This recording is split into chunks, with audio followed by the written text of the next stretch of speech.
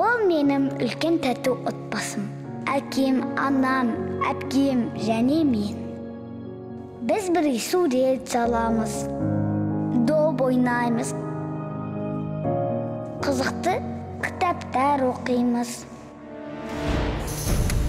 Бірақ әкем спирттік сусындарды іше бастады.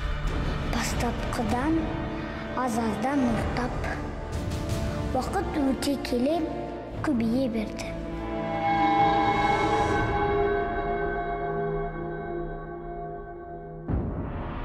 Мен үнемі анамды қорғайтынмын.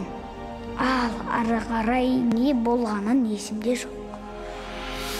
Әпкемнің айтуынша алдымен анамды алып кетті. Кейін әкемді.